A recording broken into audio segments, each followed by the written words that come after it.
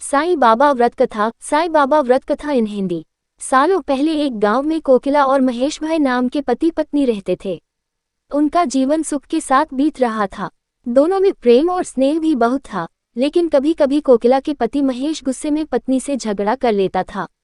कुछ समय बाद जब उसका गुस्सा शांत होता तो उसे अपने किए पर शर्मिंदगी भी होती थी।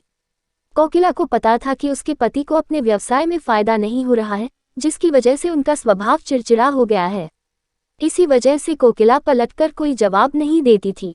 काम सही से न चलने के कारण महेश का ज्यादातर समय घर में ही बीत रहा था। उसकी पत्नी बड़ी ही धार्मिक स्वभाव की थी। घर में खुशियां लाने के लिए वो धर्म कर्म करती रहती थी। एक दिन दोपहर के समय उनके घर में एक बूढ़े महात्मा आए।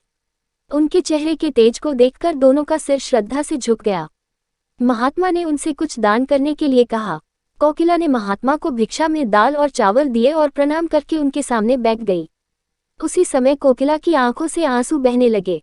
कोकिला के आंसू देखकर महात्मा ने इसका कारण पूछा। जवाब में कोकिला ने अपने घर का सारा हाल बता दिया। उसकी बातों को सुनकर महात्मा ने कोकिला को उपाय के रूप में साईं बाबा का व्रत करने को कहा। साथ ही इसकी विधि बताते हुए बोले कि लगातार 9 गुरुवार तक एक समय खाना खाकर पूरी विधि से साईं बाबा की पूजा करने से उसके सारे दुख दूर हो जाएंगे।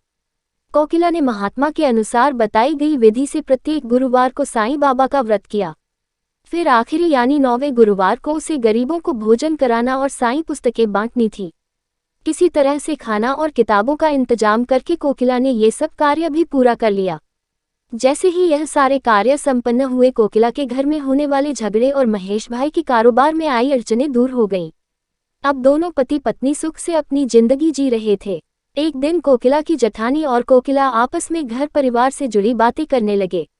उसी समय कोकिला की जेठानी ने उसे बताया कि उसके बच्चों का मन पढ़ाई में नहीं लगता और वो स्कूल की हर परीक्षा में फेल हो जाता है। जेठानी की बातें सुनकर कोकिला का मन भर आया। उसने तुरंत साईं व्रत के बारे में अपनी जेठानी को बताया।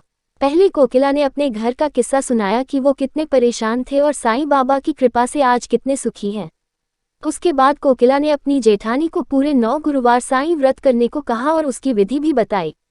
कोकिला की जेठनी ने ठीक वैसा ही किया और कुछ ही समय में उसके जीवन का संकट भी दूर हो गया।